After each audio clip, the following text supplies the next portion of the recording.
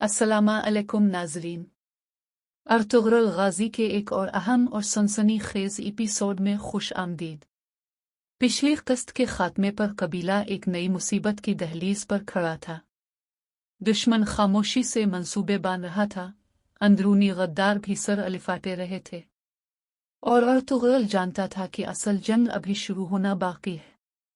आज की किस्त में अब देखेंगे एक नया राज, एक नया खतरा और एक ऐसा फैसला जो पूरे कबीले की किस्मत बदल देगा। रात की खामोशी अजीब थी, जैसे हुआ भी कुछ कह रही हो। अर्तुगरुल खेमे के बाहर खड़ा आसमान को देख रहा था। इसकी आंखों में बेचैनी थी, जैसे दिल किसी आने वाले तूफान को महसूस कर रहा हो। इसी लम्हे बामिसी तेजी से इसके पास आता है और कहता है, बेग, सरहद के करीब कुछ अजीब नकलो हरकत देखी है, कुछ ठीक नहीं है। अर्तुगरुल की नज़र गहरी हो जाती है। वो जानता था कि दुश्मन कभी बेवजह हरकत नहीं करता। ये शुरू था किसी और बड़े खेल का। हाइमा खातून के चेहरे पर फिक्र थी। कबीले में कुछ लोग आपस में सरगोशियां कर रहे थे। दुश्मन की ये नई चाल शायद अंदर से खेलने की कोशिश थी। हाइमा खातून ने सिलजान को बुलाकर कहा, बेटी, मैं कबीले में एक अजीब बेचैनी महसूस कर रही हूँ। कोई है जो हमारे खिलाफ कुछ बांध रहा है, इस पर नजर रखो। सिलजान ने सर झुकाकर हुक्म माना। वो जानती थी अम्मा का दिल गलत नहीं कहता। अर्तुगरुल अपने चंद सूरमाओं के साथ जंगल गया। जंगल की खामोशी भी खौफनाक लग रही थी। एक मिट्टी में दबा हुआ निशान मिला, एक ऐसी छोटी धात जिस पर एक दुश्मन कबीले की मेहर लगी थी। ये वाज़े था, कोई बहुत करीब तक आया है और वो देखे बगैर लूट गया है।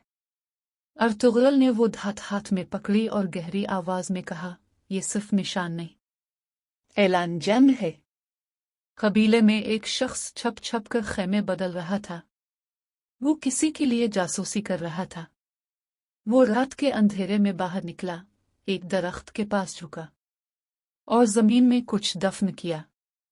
इसकी आंखों में खौफ भी था और लालच भी। ये वही शख्स था जिसका नाम जल्द ही कबीले में तूफान बर्पा करने वाला था। हलीमा के दिल में भी इज़्तिराब था। अर्तुगरुल की खामोशी उसे परेशान कर रही थी।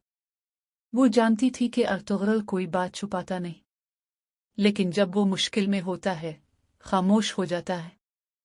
हलीमा ने आहिस्ता से कहा, अर्तुगरुल, जो भी परेशानी हो, तुम अकेले नहीं हो। कबीला में सब तुम्हारे साथ हैं। अर्तुगरुल ने मुस्कुरा कर इसका हाथ थामा। एक ऐसी मुस्कुराहट जो दुख छुपा रही थी, लेकिन हौसला बढ़ा रही थी। अर्तुगरुल और अर्तक ने कबीले के बाहर कदमों के निशानात देखे। निशानात मामूली न थे। ये निशानात किसी तरबियत याफ्ता जासूस के थे। अर्तक ने कहा, बेग, लगता है दुश्मन बहुत करीब आ चुका है। अर्तुगरुल ने सख्त आवाज में कहा, करीब? वो तो हमारे दरमियान मौजूद है, बस चेहरा छुपा हुआ है। एक नौजवान लड़का कबीले में किसी से मिलने गया। वही जासूस? अर्तुगरुल ने दूर से उन्हें देखा, लेकिन अभी बात खोलना मुनासिब ना समझा। वो चाहता था कि सब कुछ हाथ में आ जाए। ये खामोशी आने वाले धमाके की निशानी थी। बामिसी पूरी ताकत से कबीले की निगरानी कर रहा था।